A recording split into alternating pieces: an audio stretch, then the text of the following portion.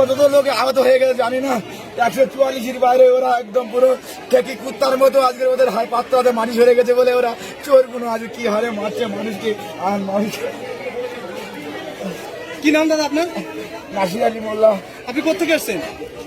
চাপতেবেড়িয়া অঞ্চল কানিরাইট। আপনি ISF candidate? আমরা আইএসএফ এর ক্যান্ডিডেট। আমি প্রস্তাবক, আমার ক্যান্ডিডেট সালমা আসছে, তাকে নিয়ে আসতে গিয়ে আমার কি হারে মারছে ওরা।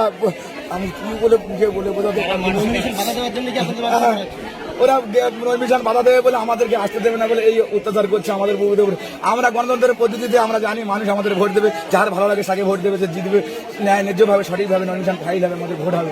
কিন্তু ওরা জোর অবস্থায় আজকের মুড়ির মতো বোম গুলি করে আর কি মানুষকে আহত করে না ঢুকতে দেওয়া হয়। কত লোক যে আহত বাইরে তোমরা না গেলে বুঝতে পারবে না কি হারে ওরা মারছে। আমরা চালতেবেড়িয়া থেকে আসছি। আপনাকে কি মেরেছে? মারছে হারমাত বাহিনীরা। আমরা আইএসএফ এর আজকে নমিনেশন করার জন্য আইএসএফ দল থেকে এসেছি। এটা কোথায় হচ্ছে বোমাবাজি? কোথায় বোমাবাজিটা হয়েছে ভাঙড় মেলা মাঠ এবং পানা পুকুরের পুকুরের সামনে। আমি নিয়েছি আমাদের ভাঙড় টু চালতাবেড়িয়া অঞ্চলের পোস্ট 145 নম্বর করব। আমরা ভাঙড়ের মানুষ, আমাদের বাজার ভাঙড়। 1 কিলো নুন যদি কিনতে হয় এই ভাঙড় থেকে কিনি।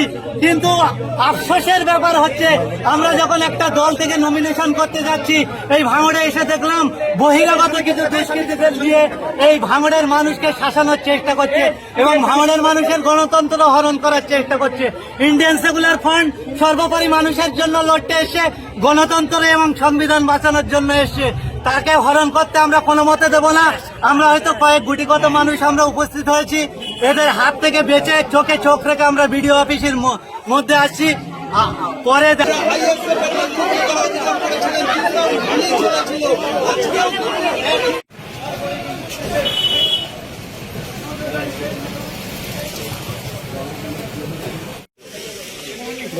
পুলিশকে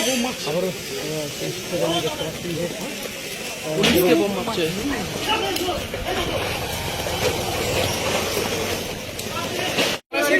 দেখতে পাচ্ছেন লাইভে পুলিশের উপরে তারা পুলিশের ছিল পাচ্ছি না।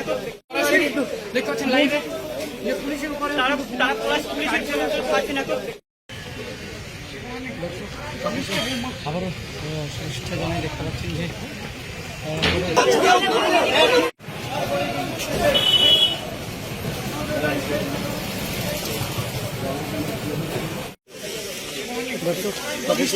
আবারও চেষ্টা জানাই দেখতে পাচ্ছেন যে পুলিশকে বোম মারছে।